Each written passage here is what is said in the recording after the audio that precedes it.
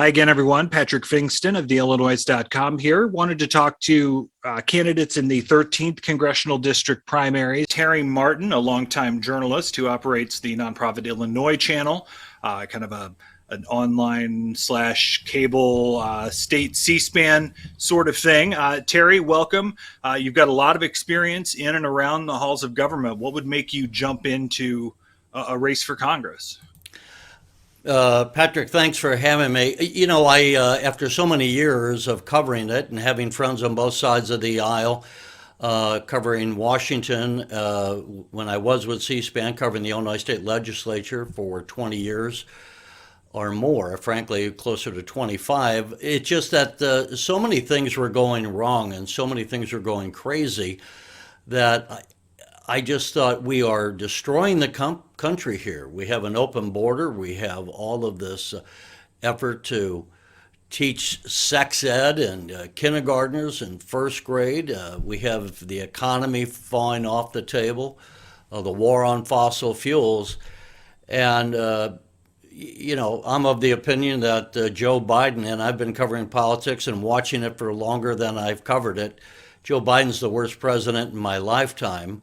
His cabinet is an editorial I just read last night, is a confederacy of dunces.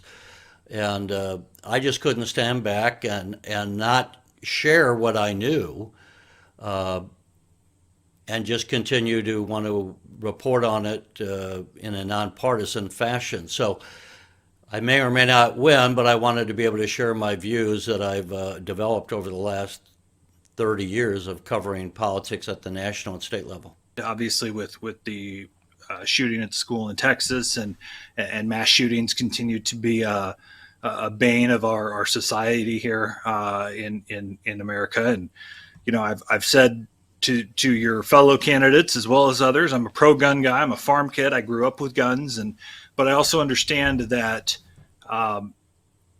this is a clear problem.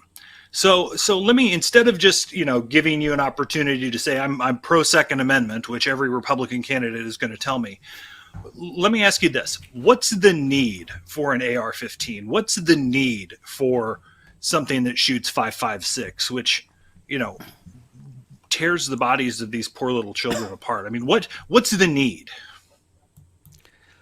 Well, let me preface it by saying I'm not much of a gun guy. I'm not anti-gun. I am pro Second Amendment from a philosophical standpoint, and there's a lot I don't know about guns. So I'm not the kind of guy that can talk caliber and all that.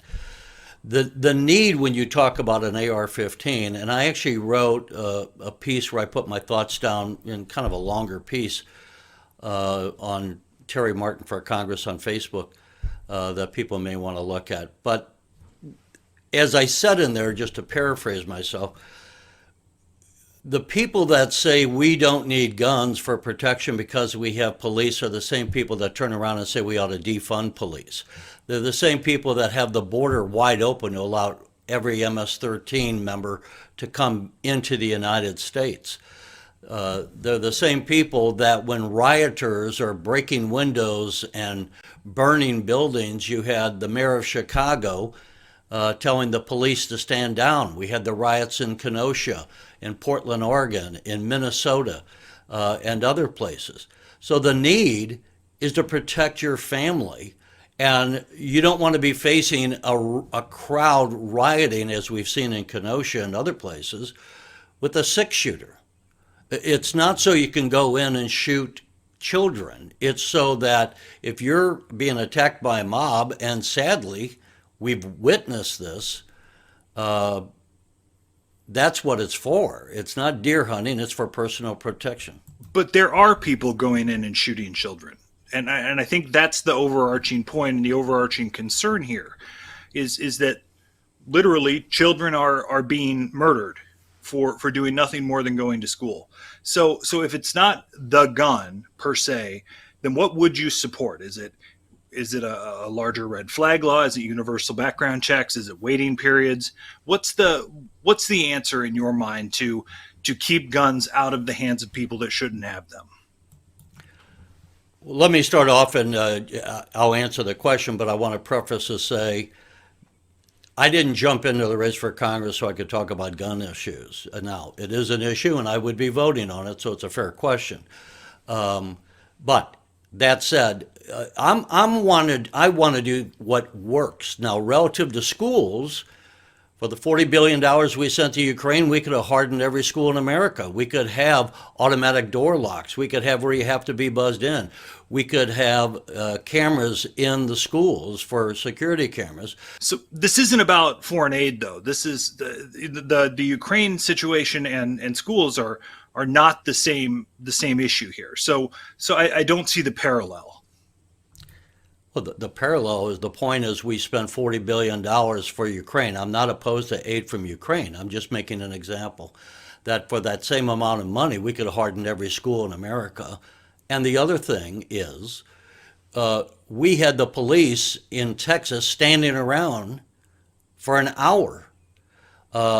We should have a requirement that every police force has, just like we have fire drills, practices with the schools on a active shooter drill. And every police force should have a blueprint of those facilities that could be under attack, the schools, the city halls, other units that conceivably could be exposed, so that if something happens, the school could say, we have a shooter in classroom 5, and the police will know what that means because they have a blueprint available and they've already worked with the schools, and they're not going to be arriving someplace that they had never had any contact with.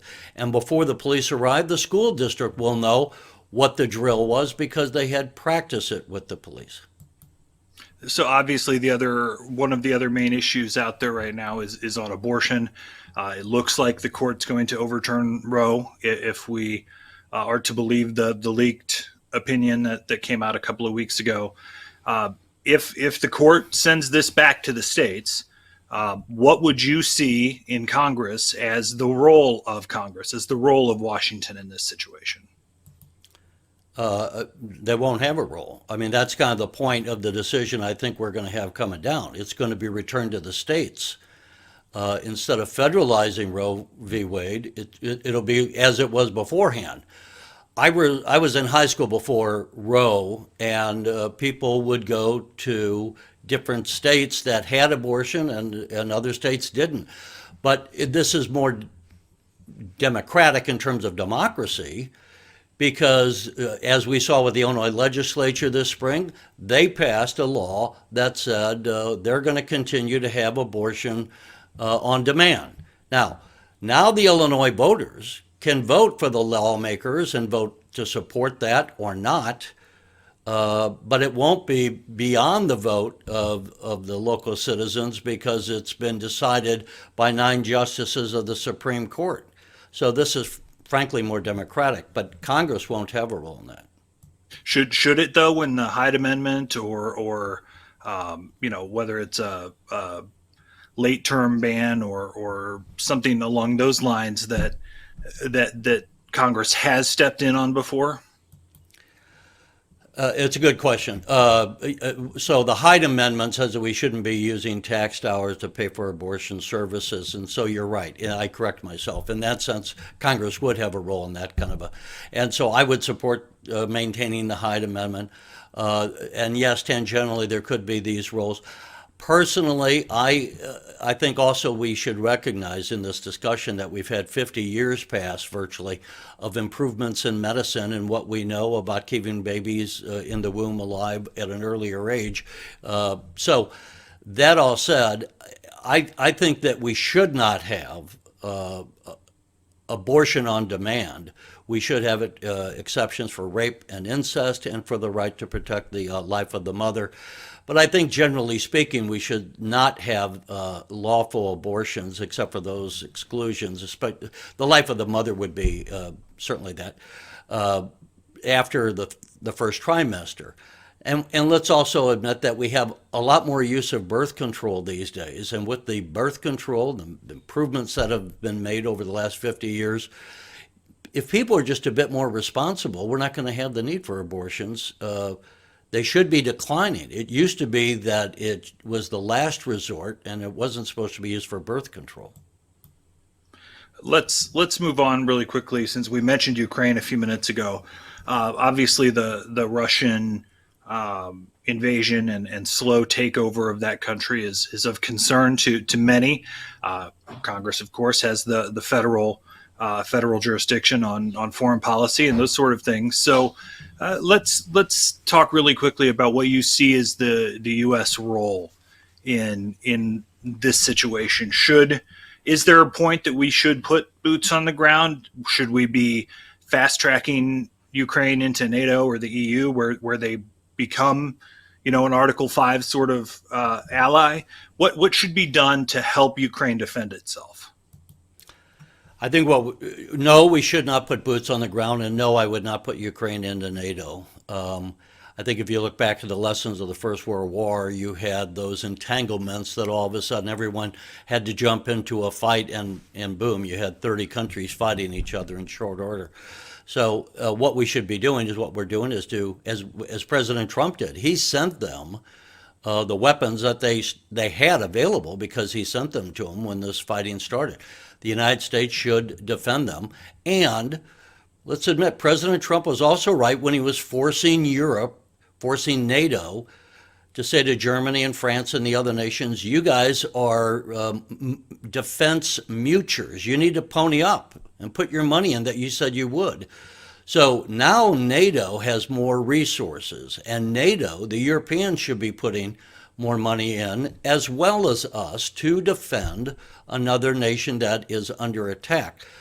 But we mentioned $40 billion that the Congress just approved for Ukraine. The Europeans, who are on the same continent with Ukraine, are not putting in anywhere near that, number one. And number two, we should recognize we're going to have a horrific humanity crisis as far as trying to feed and clothe and house the Ukrainian people whenever the fighting stops.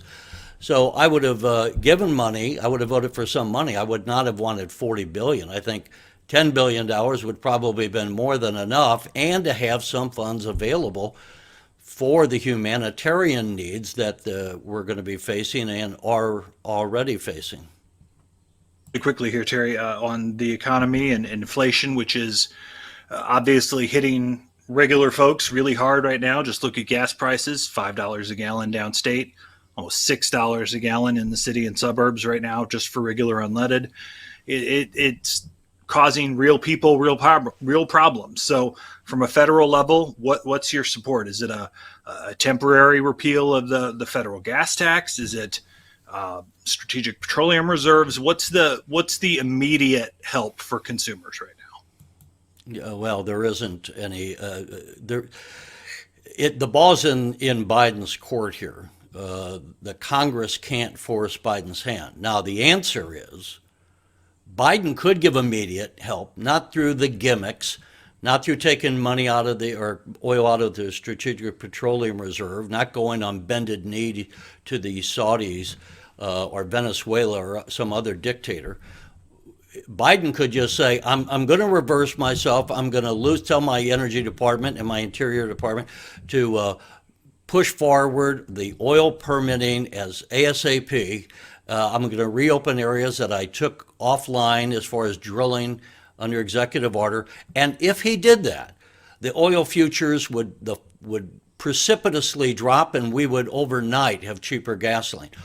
Gas, the price of oil, I should say, is a domino effect in our economy. So I don't expect Biden is going to do that. I do expect that when the Republicans come in, as they will in November, that if we could force Biden's hand to drill more, drilling is what we need to do.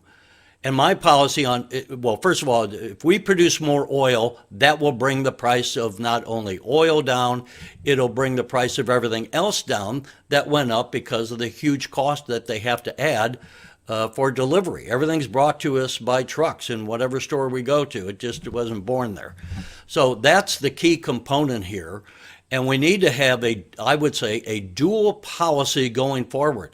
Yes, we can do research on wind and solar, and I've done quite a lot of research on energy issues. There's some very interesting research going on right now in the energy field that would ultimately replace fossil fuels. So I'm not wedded to fossil fuels, but I am adamantly against pulling the rug out from under the American economy when we have 80% or more of our energy coming from fossil fuels, number one. Number two, wind and solar are never going to cut it as a replacement for fossil fuels. And people should understand that the technology does not yet exist for the storage of massive quantities of electricity. So when you lose, I should say, when you lose solar, as we do every night, we can't run subway systems, we can't power elevators in Chicago, with car batteries. So it's just been irresponsible, this push by the Illinois legislature and some members in Congress on this war on fossil fuels, because they don't currently have a replacement. Unless you want to go with nuclear, and that is something that's a carbon-free source that is reliable, that is 24/7, but the environmentalists don't want to have nuclear either. So really, they're being highly irresponsible. Terry Martin, candidate for Congress. Terry, appreciate it. Where can folks find you on the internet? They can find me at terrymartinforcongress.com. I'm going to look at my own cheat sheet because I don't write myself. Email me at martinforcongress2022@gmail, and on Twitter at terrymartin2022, although I'm not much of a Twitter guy. But Patrick, thank you so much for the invitation to join you. Look forward to hearing more from you and your coverage, and congratulations on your newsletter.